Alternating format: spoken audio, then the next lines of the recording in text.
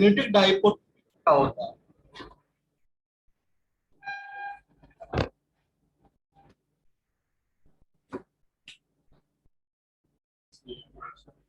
Magnetic dipole movement, इसको हम capital M से रिप्रेजेंट करते हैं। जैसे इलेक्ट्रिक डाइपोल मूवमेंट होता है, जिस तरीके से आपका इलेक्ट्रिक डाइपोल मूवमेंट है, उसी तरीके से इलेक्ट्रिक डाइपोल मूवमेंट क्या होता है कि अगर दो चार्ज रखे हैं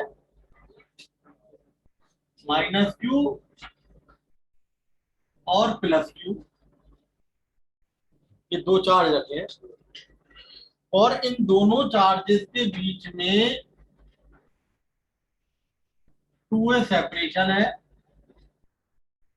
तो electric dipole movement P vector क्या होता है भाई? किसी भी एक चार्ज की प्रोडक्ट, चार्ज का मैग्नीट्यूड इनटू दोनों चार्ज के बीच की distance 2a, charge multiply by दोनों चार्ज के बीच का सेपरेशन 2a। और इसकी डायरेक्शन किधर से किधर होती है? नेगेटिव चार्ज से पॉजिटिव की तरफ। तो ये तो इलेक्ट्रिक डाइपोल मूवमेंट है, लेकिन मैग्नेटिक डाइपोल मूवमेंट क्या होता है? इसका मतलब क्या हुआ? डाइपोल कब बनेगा? जब भी कहीं दो दो पोल हो। अगर कहीं पर दो पोल हैं, एक पॉजिटिव एक नेगेटिव, तो वो दोनों पोल मिलकर के क्या बना लेंगे? डाइपोल बना लेंगे। अगर आपके पास कहीं भी दो पोल रखे हैं, तो दो पोल मिलकर के डाइपोल बनाते हैं। ठीक इसी तरीके से ये तो दो पोल। अब हम देखो मैग्नेट, अगर हम मैग्नेट को देखें तो मैग्नेट में भी तो दो पोल होते हैं, नॉर्थ और साउथ। मैग्नेट जो है उसमें भी दो पोल है, एक नॉर्थ पोल एक साउथ पोल, और दोनों के बीच में सेपरेशन भी है। इसका मतलब मैग्नेट भी एक डाइपोल है। मैग्नेट भी डाइपोल है, दो पोल, दोनों के बीच में सेपरेशन। तो मैग्नेट का मैग्नेटिक डाइपोल मूवमेंट, मैग्नेट का जो मैग्नेटिक डाइपोल मूवमेंट है वो m होता है। वो कैसे दिया जाता है भाई? इलेक्ट्रिक डाइपोल मूवमेंट तो हमें पता है, charge multiply by distance between charges. लेकिन मैग्नेटिक डाइपोल मूवमेंट क्या होगा? जो जैसे यहाँ पे चार्ज है, चार्ज की जगह यहां पर आ जाएगा मैग्नेटिक पोल स्ट्रेंथ। हर पोल की एक स्ट्रेंथ होती है। इलेक्ट्रिसिटी में या इलेक्ट्रोस्टैटिक्स में तो हम कहते हैं क्यू, लेकिन जब हम बात करते हैं मैग्नेटिक फील्ड की, तो मैग्नेटिक फील्ड में आता है पोल स्ट्रेंथ इनटू सेपरेशन 2a। यानी कि क्या डिफरेंस आया? इलेक्ट्रिक डाइपोल मूवमेंट में क्यू है और मैग्नेटिक डाइपोल मूवमेंट में पोल स्ट्रेंथ। तो इलेक्ट्रोस्टैटिक्स में जो काम चार्ज का है, मैग्नेटिक फील्ड में वो काम पोल स्ट्रेंथ का है।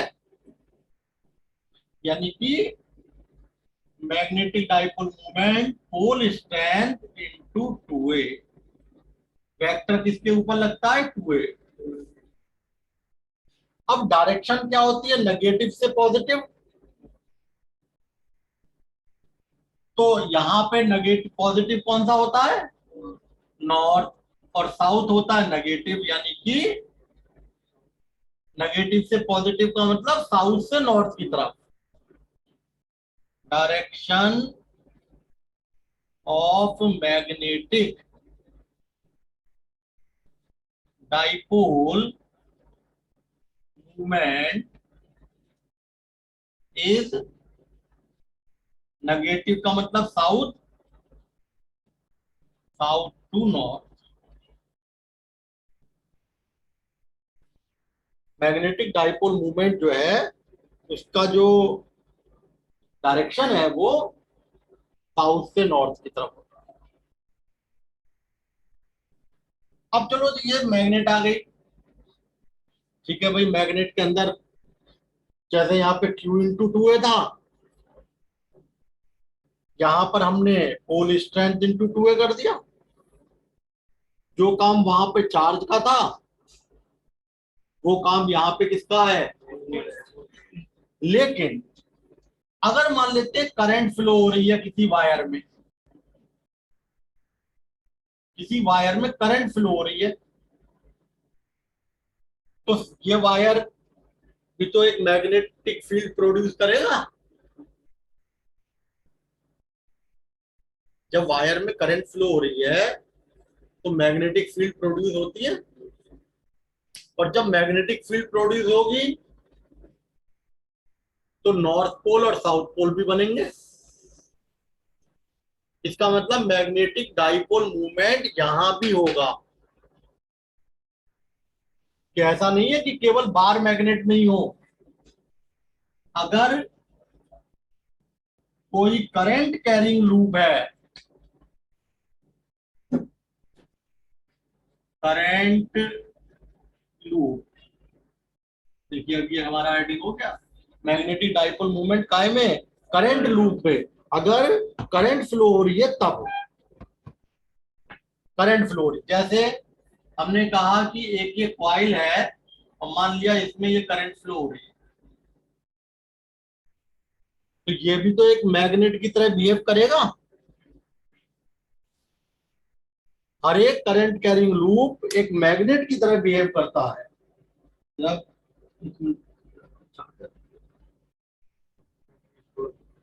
हर एक करंट कैरिंग लूप जो है वो किसकी तरह बिहेव करता है, मैग्नेट की तरह। तो क्या है, ये एक मैग्नेट की तरह बिहेव करेगा। Current carrying loop behave like a magnet, एक मैग्नेट की तरह बिहेव करेगा करंट कैरिंग लूप, ठीक है भाई। एंड इट्स डाइपोल मूवमेंट, अब समझ रहे हैं? बार मैग्नेट का तो अलग हो गया, इसका डाइपोल मूवमेंट कैसे देंगे आप, ये भी तो, अगर करंट फ्लो हो रही है इसमें सर्कुलर कॉइल में, तो सर्कुलर कॉइल भी एक तरीके से मैग्नेट है, इसमें भी तो मैग्नेटिक फील्ड होगा। तो उस मैग्नेटिक फील्ड के का, जब मैग्नेटिक फील्ड है तो नॉर्थ पोल और साउथ पोल होंगे, और जब नॉर्थ और साउथ दो पोल आ गए तो मैग्नेटिक डाइपोल मूवमेंट भी तो होगा। वो कैसे देते हैं हम, current multiply by area vector, I A. और एरिया वेक्टर किधर लेंगे, राइट हैंड रूल। अगर हमारी ये कर्ल फिंगर करंट को शो कर रही है तो ये एरिया वेक्टर हो गया, और यही डाइपोल मूवमेंट की डायरेक्शन हो गई। एरिया वेक्टर जो है, एरिया तो पाई आर स्क्वायर ही रहेगा, एरिया जो है वो पाई आर स्क्वायर ही रहेगा। लेकिन एरिया वेक्टर का मतलब क्या हुआ, एरिया की डायरेक्शन। तो डायरेक्शन जो हम लेंगे एरिया की, वो कौन से रूल से लेंगे, right hand rule. Curl finger अगर करंट को शो कर रही है तो ये थंब एरिया वेक्टर को भी शो कर रहा है और डाइपोल मूवमेंट को। If coil has n turns, अगर कॉइल में n टर्न्स है, देन उस केस में magnetic dipole movement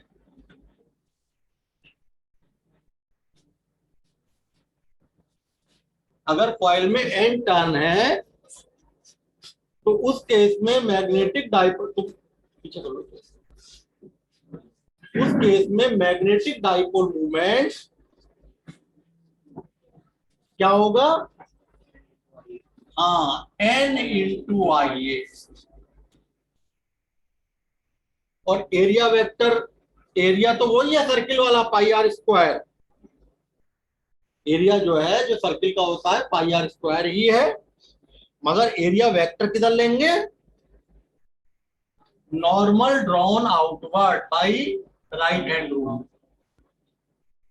M vector, ये एरिया वेक्टर किधर है भाई? Normal drawn outward. M direction of magnetic dipole movement. अगर किसी सर्कुलर कॉइल में करंट फ्लो हो रही है तो वो भी एक मैग्नेट की तरह बिहेव करती है। तो जब मैग्नेट की तरह बिहेव करेगी तो दो पोल भी होंगे नॉर्थ साउथ, और अगर दो पोल होगा किसी भी चीज में तो वो तो डाइपोल बन गया। तो ये भी तो एक इसका मतलब डाइपोल है।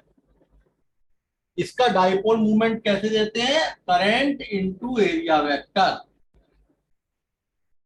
अगर इस कॉइल में, अगर इस कॉइल में का एरिया, एरिया तो वही निकलेगा पाई आर स्क्वायर से, लेकिन एरिया वेक्टर किधर होगा? Normal drawn, direction. और बाहर की तरफ हम नॉर्मल खींचेंगे इस रूल के according.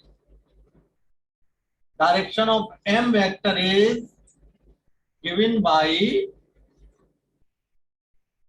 Right hand rule. Right hand rule से ही हम ये डायरेक्शन दे सकते हैं। कोई जैसे ये हमारा हम क्या देगा यहाँ पे? Magnetic dipole movement.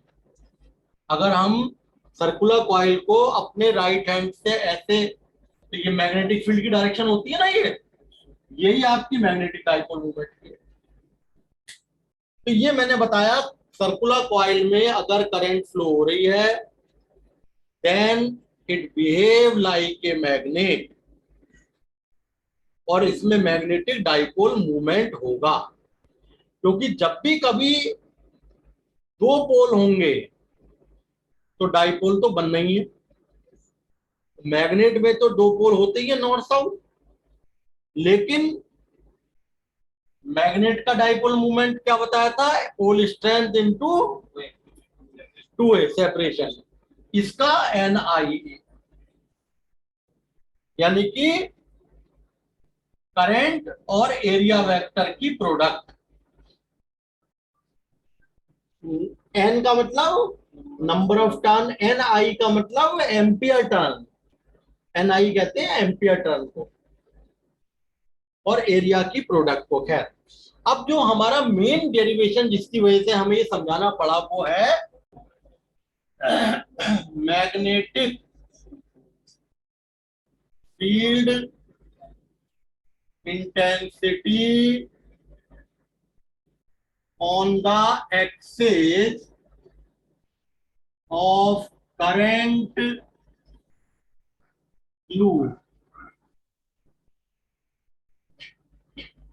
Magnetic field intensity कहां पर? On the axis of current loop. अगर कोई हमारे पास, ये मान लिया करंट लूप है, एक कॉइल है जिसमें करंट फ्लो हो रही है।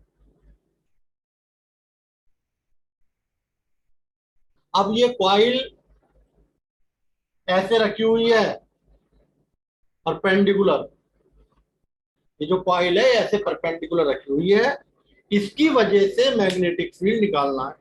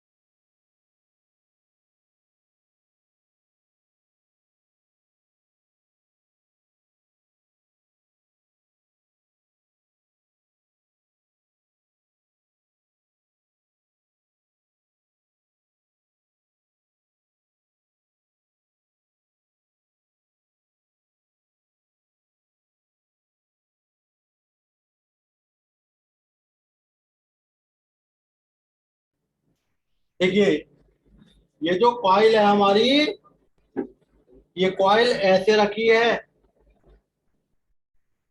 इस टाइप से, ठीक है ना, और ये इसका एक्सेस है। ये कॉइल ऐसे रखी हुई है, इसको आप, हम ऐसे कर सकते हैं इसको ऐसे, देखो, यानी कि ये डॉटेड पोर्शन जो है, ये कौन सा वाला हो गया जो पीछे की तरफ आ रहा है, ये डॉट जो लगा दिया, इसका मतलब ये वाला पोर्शन पीछे की तरफ आ रहा है।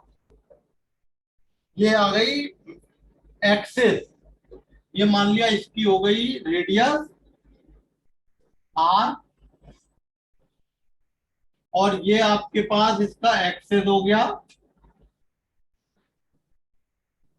इस एक्सेस पर मैग्नेटिक फील्ड निकालनी है इस करंट कैरिंग कॉइल की वजह से।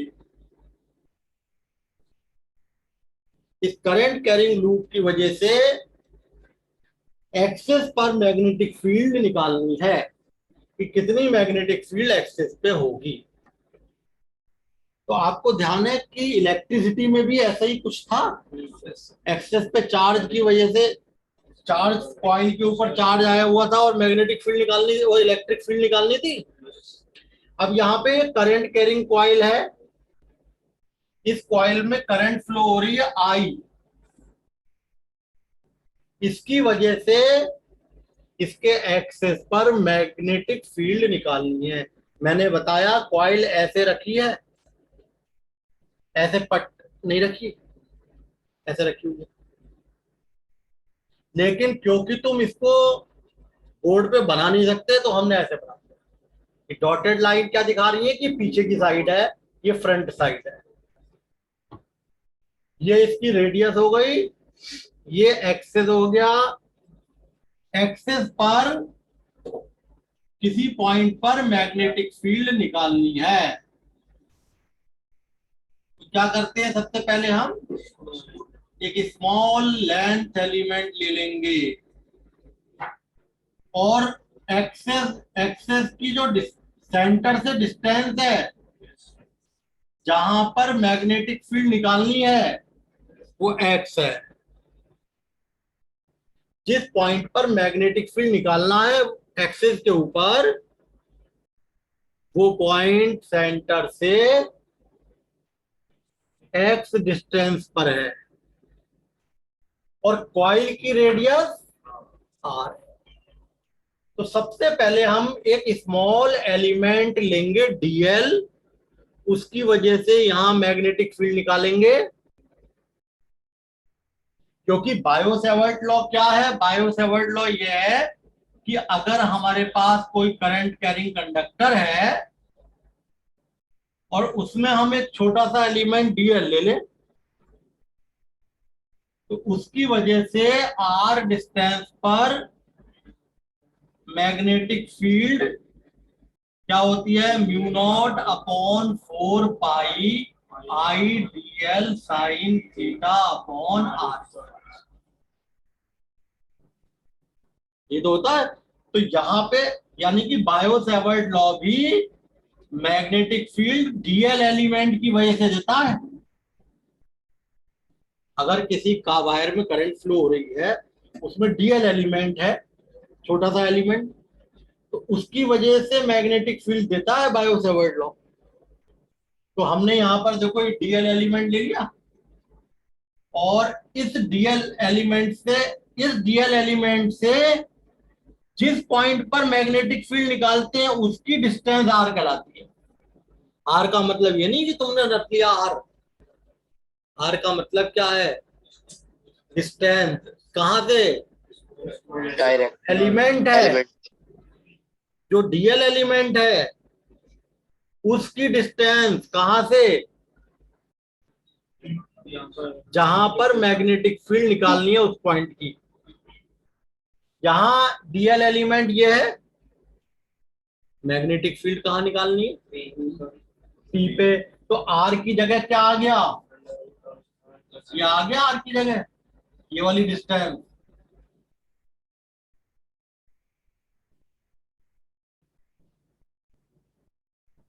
ए, ये मान लेते हैं angle five. In figure R क्या है, रेडियस ऑफ कॉइल। एक्स क्या है, डिस्टेंस ऑफ पॉइंट पी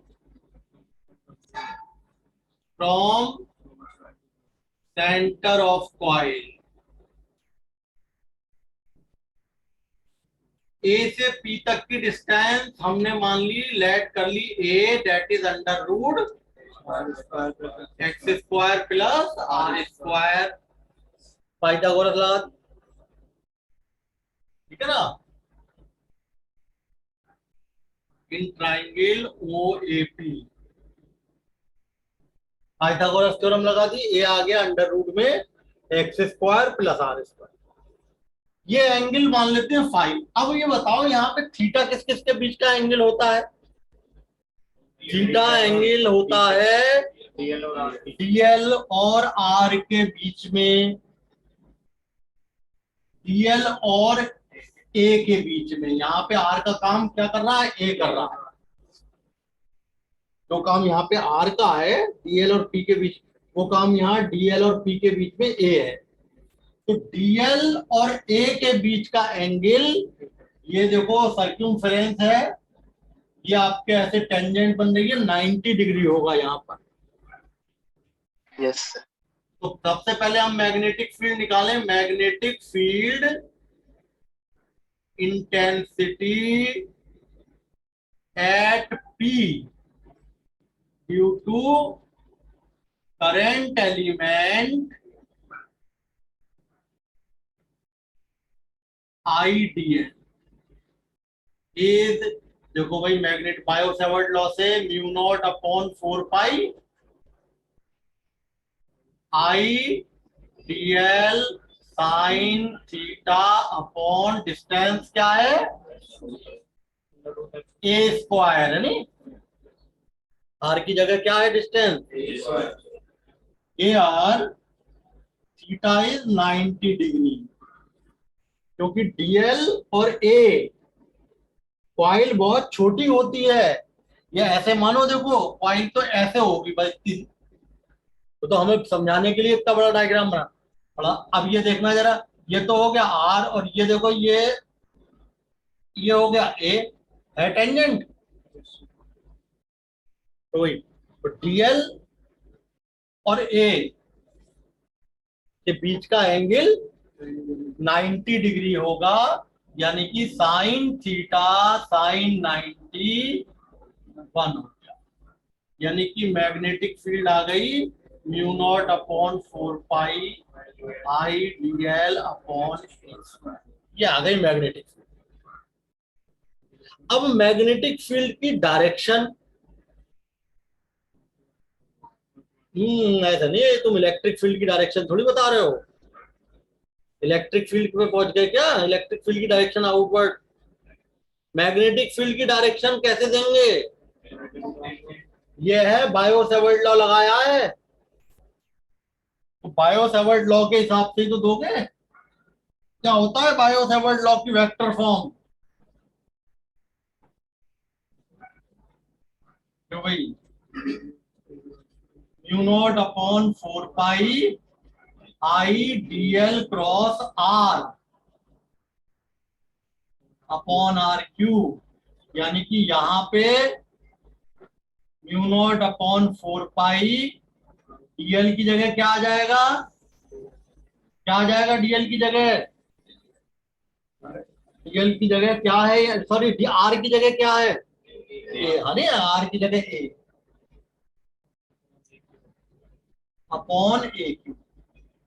इसका मतलब DV vector is perpendicular to both DL vector and A vector, यही तो मतलब होता था। तो वही बताओ, ये समझ में आया? डीवी वेक्टर डीएल के भी परपेंडिकुलर होगा और ए के भी। अब डीएल के परपेंडिकुलर होना तो दिखाना मुश्किल है यहाँ पर, क्योंकि डीएल तो छोटा सा है। लेकिन भाई डीएल और आर दोनों के परपेंडिकुलर होता था, यहाँ आर की जगह क्या है, तो इसका मतलब मैग्नेटिक फील्ड डीएल के भी परपेंडिकुलर होगा और ए के भी। अब डीएल के परपेंडिकुलर देखना थोड़ा मुश्किल है, मगर ए के परपेंडिकुलर तो बना ही सकते हो।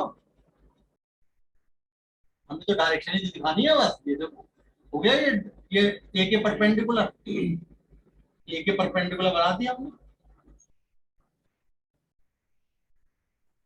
मैग्नेटिक फील्ड किस किस के परपेंडिकुलर होगी? एक तो डीएल वेक्टर के, और एक ए वेक्टर के। अब ए वेक्टर ये है, मैं आपसे कहूं इसके परपेंडिकुलर बनाओ, तो इसके परपेंडिकुलर तो यही होगा। ऐसे देखो 90 का एंगल बनना है। ये ये आ गया डीबी वेक्टर। अब अगर हम ये देखें भाई, ये एंगल फाई है, ये आप कह रहे हो 90 का है, ये मैंने एक बना दी लाइन, इसके ये वाला एंगल बताओ मुझे कितने का बनेगा? अच्छा 45। क्यों, क्या ये डीबी बिल्कुल बीच में आ रहा है? बीच में थोड़ी आ रहा है डीबी। ज्योमेट्री लगाओ। हाँ 5 बनेगा। ये देखो ये वाला बनेगा 90 पाई माइनस 5। ये पूरा 5, ये पूरा 90 का है, ये 90 माइनस 5। अब ये पूरा 90 का है, तो ये कितने का बना? 5 बना, नहीं बना? ज्योमेट्री लगाओ 9th क्लास वाली। ये 5 है, ये एंगल 90 है, तो ये कितने का बचा? 90 माइनस 5। और ये इसके परपेंडिकुलर है, ये इसके परपेंडिकुलर जो था, 90 हट के 5। परपेंडिकुलर में से ये 90 माइनस 5 माइनस करो तो 5 तो बनेगा। 5 बन गया। अब जब ये 5 बन गया तो इसका इधर कंपोनेंट क्या आ गया? डीबी कॉज 5, इधर एंगल बनता है, और इधर आ गया डीबी साइन 5। बताइए, क्लियर हो गई बात? तो हम्म ये एंगल 5 है, तो ज्योमेट्री लगाइए, ये राइट एंगल ट्राइंगल है, तो ये बचा हुआ एंगल कितने का हुआ? 90 माइनस 5। और ये परपेंडिकुलर है, ये दोनों आपस में कैसे थे? 90 डिग्री। और ये 90 माइनस 5, तो ये बच गया 5। तो ये जो मैग्नेटिक फील्ड है, ये कितना एंगल बना रहा है इससे? 5 एंगल। इसके दो कंपोनेंट होंगे, जिधर एंगल बनता है उधर का कंपोनेंट कॉज में होता है, यानी ये हो गया डीबी कॉज 5 और इधर डीबी साइन 5। ठीक है ना, यानी at P db vector has two component.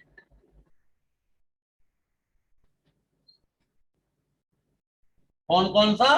पहला db cos phi, किधर है ये db cos phi? एक्सेस के अलॉन्ग है या एक्सेस के परपेंडिकुलर है? तो आप लिखेंगे perpendicular to the axis of coil. और दूसरा db sin phi, ये देखो एक्सेस के अलॉन्ग है, along axis of coil। अब जैसा एलिमेंट यहां था वैसे ही एलिमेंट यहां ले लेंगे हम। चार्ज में भी ऐसे ही किया था, और इसकी वजह से अगर हम यहां पर एलिमेंट ले लें तो इसकी वजह से ये डिस्टेंस ए हो जाएगी, और इसकी वजह से ये मैग्नेटिक फील्ड ऐसे आ जाएगी, और ये एंगल फाई बनेगा, इधर बन जाएगा db cos फाई और db sin फाई। क्यों? आ गया समझ में? यहां जैसे एलिमेंट ऊपर था ऐसे यहां ले लो, ये डिस्टेंस ए हो गई, इस ए के परपेंडिकुलर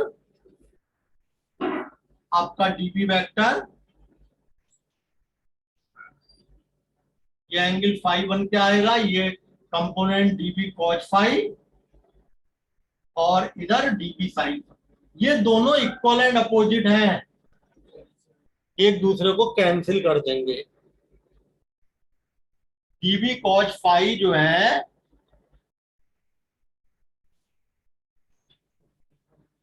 ठीक है, इसकी वजह से due to equal but opposite component db cos phi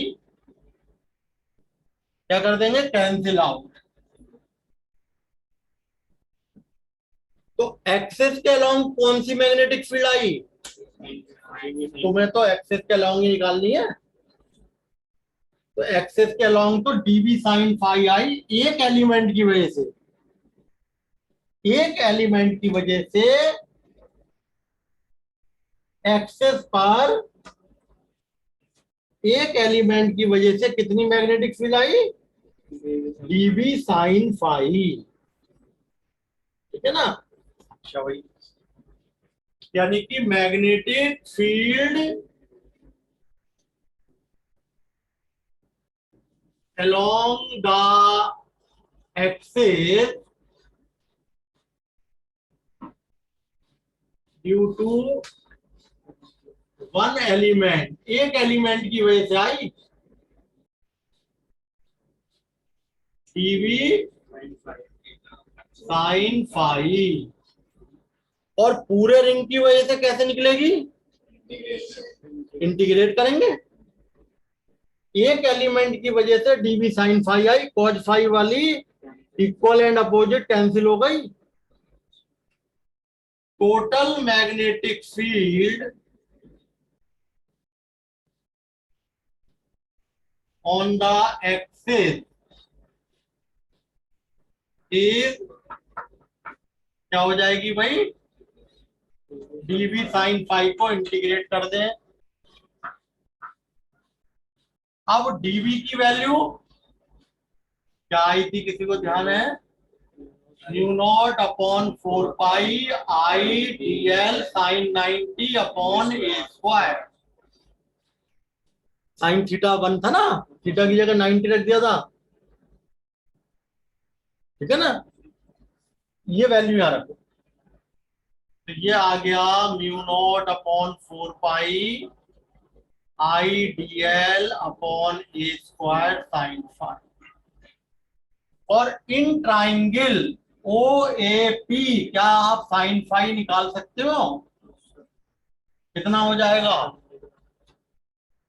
sign phi perpendicular upon hypotenuse. R perpendicular हो गया इसके सामने का ये आर, और 90 के सामने का ये हाइपोटेन्यूज, ये उठा के इसमें रख। ठीक है भाई। तो बी आ गया mu naught upon 4 pi I D L A square R upon A. Mu naught upon 4 pi common आ गया,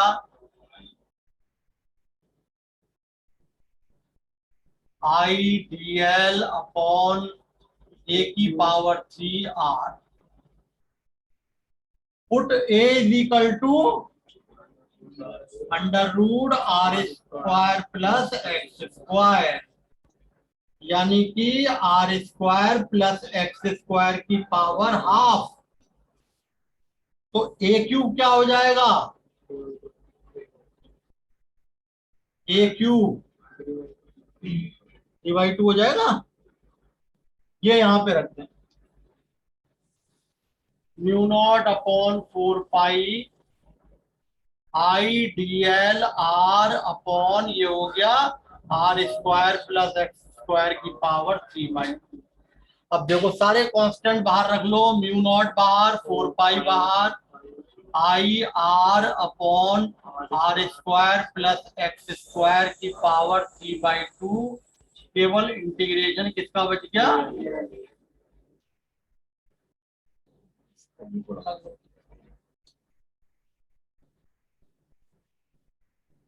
ठीक है ना। केवल डीएल का रह गया इंटीग्रेशन, बाकी सब बाहर आ गए। और डीएल का integration total length 2 pi are,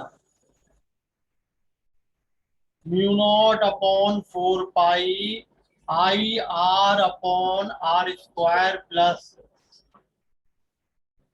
DL का integration total length 2 pi R, total length 2 pi R. सही है भाई, बताइए अब।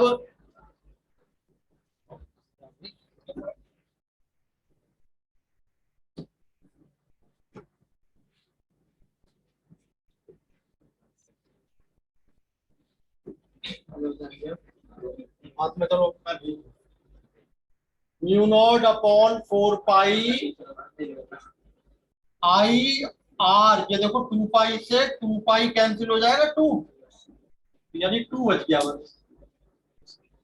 आई आर स्क्वायर